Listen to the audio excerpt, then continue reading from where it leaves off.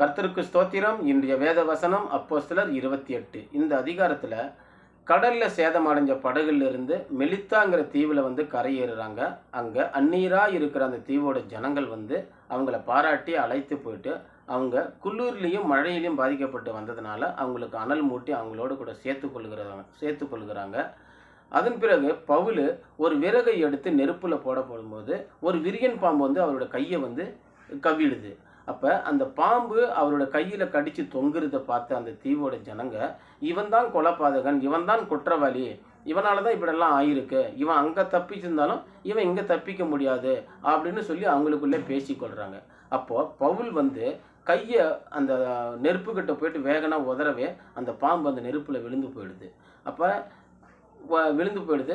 அவங்க வெகு நேரமாக பார்த்து கொண்டு இருக்கிறாங்க, இவன் எப்படியாவது வீக்கம் கொண்டு சாவான் அப்படிங்கிறத அவங்களுக்குள்ளே யோசனை பண்ணிக்கிட்டு இருக்கிறாங்க. ஆனால் வெகு நேரம் ஆகியும் அவருக்கு எந்த தீங்கு அணுகலை, அவர் அப்படியாவே இருக்கிறாரு.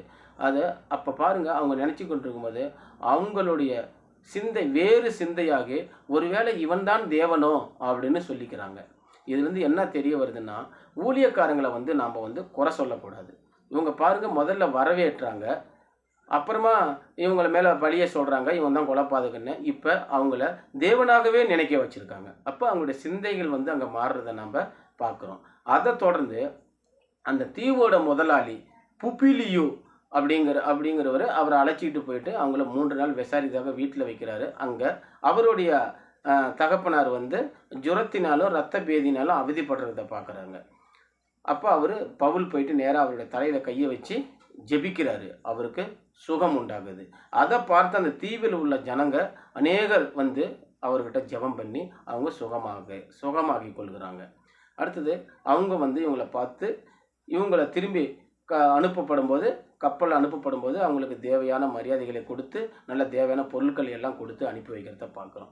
இதிலிருந்து நம்மளுக்கு என்ன தெரிய வேண்டியது என்னென்னா, இன்றைக்கி ஊழியம் செய்து கொண்ட ஊழியக்காரர்களை நாம் எப்படியாக கனம் பண்ணுறோம், நாம் எப்படியாக அவங்களை நடத்துகிறோம், அவங்களுக்கு கொடுக்க வேண்டிய கணத்தை நம்ம கொடுக்குறோமா அப்படிங்கிறதுல நம்ம கவனமாக இருக்கணும். பவுல் தேவன் கொடுத்த வரத்தை பயன்படுத்தி அங்கே அவங்களுக்கு ஜெபம் பண்ணி அவங்களுக்குள்ள உள்ள அற்புதங்களை அவங்களுக்கு சுகத்தை கொடுத்தாரு. இன்றைக்கி நாம் செய்கிற சின்ன சின்ன ஊழியத்தில் நாம் அப்படியான ஜெபத்தை பண்ணி மற்றவங்களுக்கு ஜெபத்தை பண்ணி நாம் ஒரு சுகத்தை கொடுக்குறோமா அப்படிங்கிறத பார்க்கணும். நாம் செய்ய வேண்டிய ஊழியத்தில் நாம் உண்மையாக செய்ய வேணும், ஊழியக்காரங்களுக்கு கொடுக்க வேண்டிய கணத்தை நம்ம கொடுக்கணும் அப்படிங்கிறது தான் சொல்லப்பட்டிருக்கிறது. இந்த அதிகாரத்தில் முழுவதும் அப்போஸ்தலனாகிய பவுலுடைய ஊழியத்தை குறித்து தான் சொல்லப்பட்டிருக்குது. அவர் எப்படியாக ஊழியம் செஞ்சிருக்காரு, எவ்வளோ தைரியமாக ஊழியம் செஞ்சிருக்காரு அப்படிங்கிறது தான் சொல்லப்படுது. இதை நம்ம தொடர்ந்து வாசிக்கப்படும் போது அனைத்தையும் தெரிந்து கொள்ளலாம். இதை தொடர்ந்து நம்ம வாசிப்போம். கர்த்தர் நம்ம அனைவரையும் ஆசீர்வதிப்பாராக. ஆமீன்.